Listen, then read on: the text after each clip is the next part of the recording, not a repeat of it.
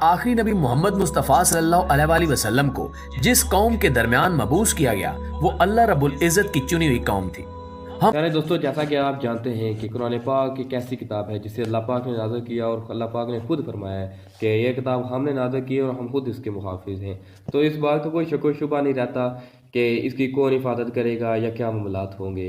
आज पूरी दुनिया में गैर मुस्लिम हो सारे ही गवाही देते हैं कि अल्लाह पाक की ज़ात है और वो बरहक है, कायम है, झूठी नहीं जैसे बाकी लोग मानते हैं। अल्लाह एक ही है, हम उसी ने हमें पैदा किया है और हम उसी की इबादत करते हैं। आए इस वीडियो में जानते हैं कि गैर मुस्लिम किस तरह अब जो है कुरान पाक के मोइज़ात को साबित कर रहे हैं। गैर मुस्लिम की बात नहीं हो रही, गैर मुस्लिम की बात हो रही है। आए वीडियो शुरू। रियल वर्ल्ड के मुअज़्ज़िज़ दोस्तों, मैं हूं माजिद मलिक और आप तमाम देखने और सुनने वालों को अस्सलाम वालेकुम। नाज़रीन, आए दिन पूरी दुनिया में से कहीं न कहीं से कोई ऐसी खबर आती है जिससे अल्लाह रब्बुल इज़्ज़त की हक़ानियत और दीन इस्लाम की सदाकत पर मोहर तस्दीक गैर मुस्लिमों के हाथों से साबित होती है। ऐसा ही एक वाकया हालिया दिनों में वायरल हो रहा है जिसने एक बार फिर अल्लाह रब्बुल इज़्ज़त के वादे को पूरी दुनिया के सामने गैर मुस्लिमों के हाथों सच कर दिखाया है और साबित कर दिया है कि चाहे कितने ही जमाने गुजर जाएं, अल्लाह रब्बुल इज़्ज़त के अल्फाज और इसके अहकामात और इसकी बनाई हुई चीजों पे कोई भी तगय्युर असरअंदाज नहीं हो सकता सिवाय उस तगय्युर के, उस तब्दीली के जो अल्लाह ने इस कायनात और दुनिया की किस्मत में लिख दी है। ये खबर क्या है और इसकी तफसील क्या है, इसे जानने के लिए हमें गहराई में जाना होगा और इसके पसे पर्दा वो अवामिल भी देखने होंगे। नाज़रीन, अल्लाह रब्बुल इज़्ज़त ने सूरह अल-हजर में इरशाद फरमाया कि ये कुरान मैंने नाजिल किया और मैं ही इसका निगहबान हूं। आप सब इस आयत के बारे में जानते होंगे। ये आयत कई बार चैलेंज की जाती रही है और जाहिर सी बात है कि ये चैलेंज हमेशा गैर मुस्लिम अफराद और अक़वाम की तरफ से ही आया है। ऐसा ही एक चैलेंज जो बजाते खुद एक चैलेंज तो नहीं था, मगर इस चैलेंज ने अल्लाह रब्बुल इज़्ज़त के इस दावे को एक बार फिर सच्चा साबित कर दिया। हम पहले ये जानते हैं कि आखिर कुरान करीम के लंबे अरसे तक बगैर तब्दील हुए हरफ बहरफ हू बहू महफूज रहने के पीछे कौन सी हिकमत अमली काम कर रही है। प्यारे साथियों, हमारे आखिरी नबी मोहम्मद मुस्तफ़ा सल्लल्लाहु अलैहि वसल्लम को जिस कौम के दरमियान मबूस किया गया वो अल्लाह रब्बुल इज़्ज़त की चुनी हुई कौम थी। हम अरब कौम के बारे में बात कर रहे हैं।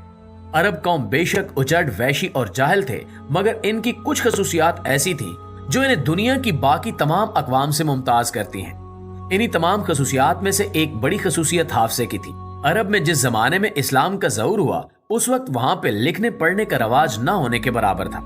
यहाँ तक कि जब नबी अकरम सल्लल्लाहु अलैहि वसल्लम ने मक्का में इस्लाम की दावत देना शुरू की तो पूरे मक्का में सिर्फ 17 अफराद ऐसे थे जो लिख और पढ़ सकते थे। असल में इसकी वजह यह भी थी कि अरब कौम को अपने हाफजे पर बहुत नाज था और वो लिखने पढ़ने को गैर जरूरी काम ख्याल करते थे। अरबों का हाफजा किस कदर कवी और मजबूत था, इसका अंदाजा इस हवाले से लगाया जा सकता है। मक्का मुकरमा में ज़हूर इस्लाम से पहले हर साल हज के बाद उकाज नामी जगह पे एक मेला मुनक्किद हुआ करता था जिसमें पूरे अरब से बढ़ चढ़ कर शौरा हिस्सा लेते थे और हर एक शायर को लाखों अशार ज़बानी याद होते थे। इनके हाफजे का ये आलम था कि अरसे बाद भी इन अशार में ज़ेर या ज़बर की गलती भी नहीं होती थी। यहाँ तक कि हर कबीले में कुछ अफराद को नसाब कहा जाता था, यानी वो अफराद जो कबीले भर में हर शख्स का नसब उसकी जड़ों तक जानते थे और उसे याद रखते थे। किसी भी अहम मौके पर उन नसाब को बुलाया जाता ताकि वो किसी भी नस्ब के बारे में मौजूद गलत फहमियां दूर करें और इस सब के लिए किसी किस्म की तहरीर या दस्तावेज का सहारा नहीं लिया जाता था, बल्कि इन नसाब के हाफजे पे एतबार किया जाता था। इससे हम अंदाजा कर सकते हैं कि इनका हाफजा किस कदर मजबूत था। ज़हूर इस्लाम के बाद अरबों की इसी फितरी यादाश्त ने इन्हें कुरान करीम को बड़ी सहूलत से याद कर लेने का मौका दिया और इन्होंने ऐसा ही किया। यहाँ तक कि दौरे नबूवत में कुरान करीम का थोड़ा सा हिस्सा ही तहरीरी शक्ल में महफूज किया गया था जो मुख्तलिफ कातिबीन वही ने नबी अकरम सल्लल्लाहु अलैहि वसल्लम के हुक्म पर लिखकर महफूज किया था। नाज़रीन, कुरान की ये तहरीरें ऊंटों की हड्डियों, चमड़े के टुकड़ों और इस तरह की दीगर चीजों पे, जिनमें खजूर की छाल भी शामिल है, तहरीर की गई थी, जिससे आप अंदाजा कर सकते हैं कि इन चीजों की उम्र कुछ अरसे तक ही थी क्योंकि ये चीजें जल्दी बोसीदा हो जाती हैं। इसकी वजह यही है कि इनके लिखने का मकसद फकत इनको याद कर लेना था और फिर इन्हें आगे ट्रांसफर करना, यानी अपनी नई नस्ल को याद करवाना था। कुरान करीम का पहला मुकम्मल तहरीरी नुस्खा खलीफा सोम सैयदना उस्मान बिन अफ़ान रजी अल्लाह ताला अन्हो, जिन्हें हम उस्मान गनी भी कहते हैं, के दौर में वजूद में आया। उस तहरीरी नुस्खे की दो वजूहात थी। एक तो ये कि जंग यमामा में जो हजरत अबू बकर रजी अल्लाह ताला अन्हु के दौर में लड़ी गई थी, उसमें हुफाज कराम की एक बहुत बड़ी तादाद शहीद हो गई थी। इससे ये खदशा पैदा हुआ कि अगर इसी तादाद में हुफाज कुरान शहीद होते रहे तो कुरान बहुत कम लोगों को याद रह जाएगा और इसमें भी गलती का एहतमाल होगा। जिस पर हजरत उमर रजी अल्लाह ताला अन्हो ने हजरत अबू बकर सदीक रजी अल्लाह ताला अन्हो को इसे लिख लेने और महफूज कर लेने का मशवरा दिया और इस काम को मुकम्मल किया गया। लेकिन कुरान का वो पहला नुस्खा यूं ही महफूज रहा और इसकी तरवीज नहीं की गई, क्योंकि वो सिर्फ रिकॉर्ड को दुरुस्त रखने के लिए ही तहरीर किया गया था। इसके बाद उस नुस्खे की तरवीज और इशात का अमल हजरत उस्मान रजी अल्लाह ताला अन्हो के दौर में हुआ, जब इस्लामी सल्तनत की हदूद बहुत फैल गई और ये खदशा जाहिर किया गया कि गैर अरबी अक़वाम कुरान करीम को पढ़ते हुए गलती से इसमें रद्द बदल ना कर दें। इसलिए हुकूमत की तरफ से पूरी छानबीन के बाद उस नुस्खे की मुख्तलिफ कापियां बनवाई गई और उन्हें मुख्तलिफ सूबों में रवाना किया गया, जहां पे इनकी मजीद एहतियात से कापियां बनाकर तकसीम की गई। इस तरह से कुरान की नशर व इशात का सिलसिला शुरू हुआ। दोस्तों, अमेरिका का एक शख्स जो मजहबन ईसाई है, वो पुरानी किताबों को जमा करने का शौकीन है और उसने इस सिलसिले में बड़ा इदारा बना रखा है, जिसके तहत वो अपनी जमा करदा किताबों को महफूज रखता और इनकी तशहीर करता है। इस शख्स का नाम रेडिन मून है और इसके इदारे का नाम मून बक्स है। नाज़रीन, मिस्टर मून को टोक्यो के एक कदीम बाजार से कुरान करीम का एक नुस्खा हाथ लगा, जिसकी कार्बन डेटिंग के बाद अंदाजा लगाया गया कि नुस्खा कमोबेश 300 साल पुराना है। उसने ये जानने के लिए कि नुस्खा किसी भी तरह से दीगर नुस्खों से मुख्तलिफ तो नहीं जो इससे पहले और इसके बाद दरियाफ्त हुए हैं, तकाबली जायजा लिया। इस जायजे के दौरान ये बात सामने आई कि इस 300 साल पुराने कुरान करीम के नुस्खे से ज्यादा पुराने पाए जाने वाले नुस्खों में और उसके बाद शाया होने वाले नुस्खों में कोई फर्क नहीं है। यहाँ तक कि मौजूदा दौर में भी जो कुरान करीम के नुस्खे शाया और नशर किए जा रहे हैं, इनमें और उस पुराने नुस्खे में बाल बराबर फर्क भी नहीं है। इसकी यही 3 बड़ी वजूहात हैं, जिसमें सबसे बड़ी वजह यह है कि कुरान करीम की हिफाजत का जिम्मा अल्लाह रब्बुल इज्जत ने खुद ले रखा है।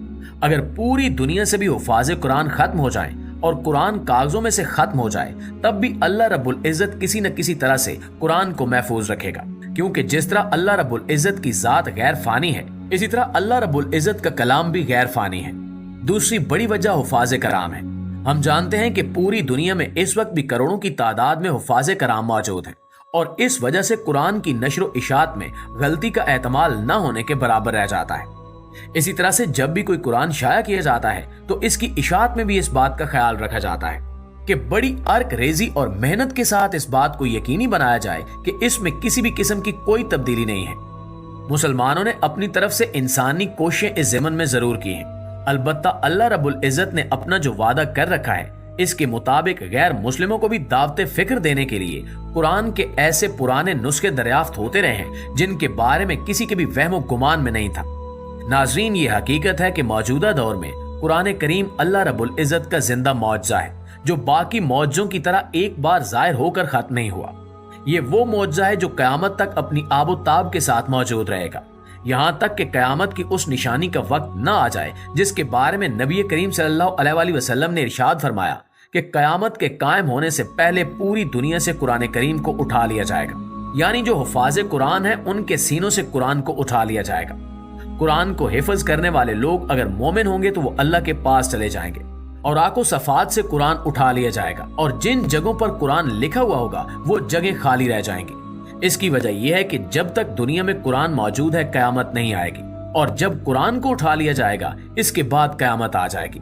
और इसकी वजह यह है कि कुरान अल्लाह रब्बुल इज्जत का वो मौजज़ा है जिसको फना नहीं है और कयामत फना करने के लिए ही आएगी। इसलिए अल्लाह रब्बुल इज्जत अपने इस कलाम को कयामत कायम होने से पहले ही उठा ले। जी तो प्यारे दोस्तों, जैसा कि आपने देखा इस वीडियो में कि एक और मौजूदा साबित हुआ किस तरह गैर मुस्लिम तस्दीक की, मगर कुरान पाक में ज़रा बात बराबर भी कोई उसमें रद्दो बदल नहीं है।